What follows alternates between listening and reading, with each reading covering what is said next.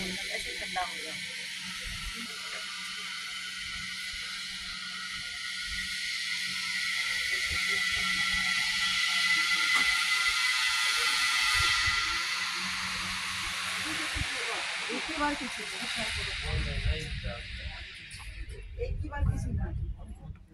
एक पूरा पूरा पोखरा दिखाई दे रहा है यहाँ से, नहीं?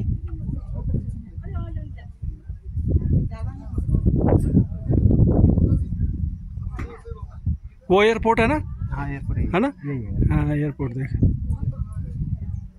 मजा आ गया कि सीन यार, बाप रे बाप। ये तो फिर बता रहे यहाँ जाना है अभी।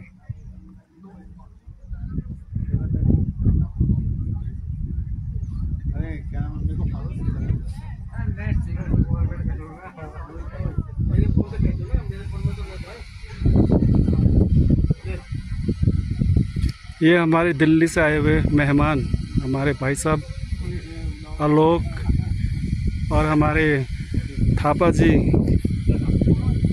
हम के मंदिर गए हो? के मंदिर भन्छ यसलाई? शिव मंदिर में हामी पुगेका छौँ र हामीले यहाँको मन्दिरको अवलोकन गरिरहेका छौँ। यो हेर्न सक्नुहुन्छ तपाईहरुले, पोखरा पुरै यहाँबाट देखेको छ।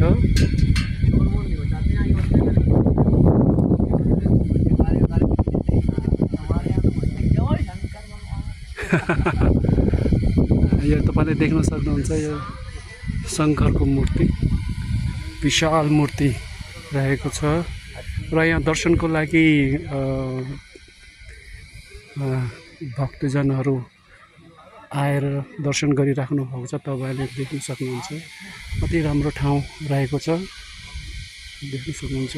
यो गेट हो र यो हाम्रो विशाल शङ्करको मूर्ति रहेको छ। सबैले यहाँ भित्र काम चलिरहेको छ, यो देख्न सक्नुहुन्छ विशाल मूर्ति।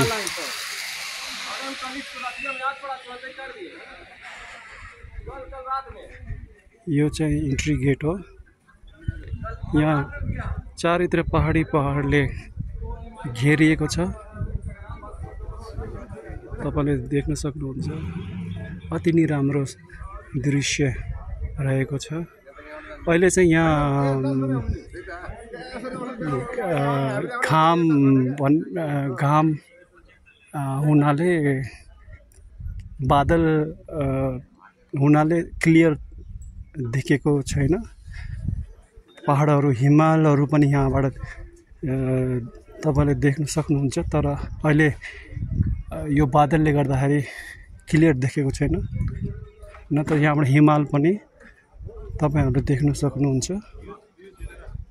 ल हेर्नुस् कति राम्रो सिन छ हाम्रो नेपालको। चारैतिर पहाड, डाँडा, हरियो डाँडा रहेको छ र फेवा तालहरू रहेको छ। अति नै राम्रो दृश्य हाम्रो नेपालमा पोखरा भन्ने ठाउँमा रहेको छ। म पनि यहाँ फर्स्टचोटि यहाँ दर्शनको लागि आएको छु। मलाई त एकदमै राम्रो लागेको छ। हेर्नुस्।